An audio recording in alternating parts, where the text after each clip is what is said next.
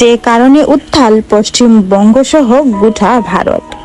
কলকাতার আরজি কর মেডিকেল কলেজে কর্তব্যরত অবস্থায় তরুণী চিকিৎসক ডক্টর মৌমিতা দেবনাথকে ধর্ষণ ও খুনের প্রতিবাদে উত্তাল হয়ে উঠেছে গোটা ভারত।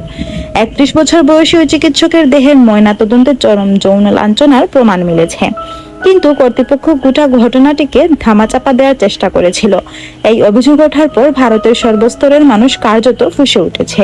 নিহত তরুণী চিকিৎসক ছিলেন কলকাতার কাছে শহরতলি সোদপুর এলাকার একটি অতি সাধারণ নিম্ন মধ্যবিত্ত পরিবারের মেয়ে।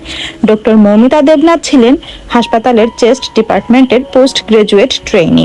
গত বৃহস্পতিবার রাতে টানা 36 ঘন্টার অনকল ডিউটিতে ছিলেন সেই তরুণী। রাতে অলিম্পিকে জেভলিন থ্রোর ফাইনালে ভারতের নীরজ চোপড়ার ইভেন্ট টিভিতে দেখে এবং অনলাইনে আনানো খাবার সহকর্মীদের সঙ্গে খেয়ে 4 তলার পালমোনোলজি বিভাগের সেমিনার হলে কিছুক্ষণের জন্য বিশ্রাম নিতে যান তিনি। পরদিন সকালে জুনিয়র সহকর্মীরা ওই হলের ভেতরেই তার অর্ধনগ্ন মরদেহ পড়ে থাকতে দেখেন। নিহত তরুণীর গোপনাঙ্গের পাশেই পড়েছিল মেয়েদের মাথার চুলের একটি ক্লিপ। তরুণীর পরিবারের পক্ষ থেকে অভিযোগ করা হয়েছে, হাসপাতাল কর্তৃপক্ষ ও পুলিশ তাদের প্রথমে জানিয়েছিল তাদের মেয়ে আত্মহত্যা করেছেন। পরে অবশ্য তীব্র জনরোষ ও ক্ষোভের মুখে পুলিশ এই ঘটনায় ধর্ষণ ও হত্যা মামলা দায়ের করেছে।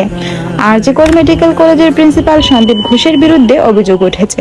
তিনিও বিষয়টি আত্মহত্যা বলে ধামাচাপা দিতে চেয়েছিলেন এবং বলেছিলেন রাতের বেলা একা একা সেমিনার হলে গিয়ে মেয়েটির দায়িত্ব জ্ঞানহীন কাজ করেছে।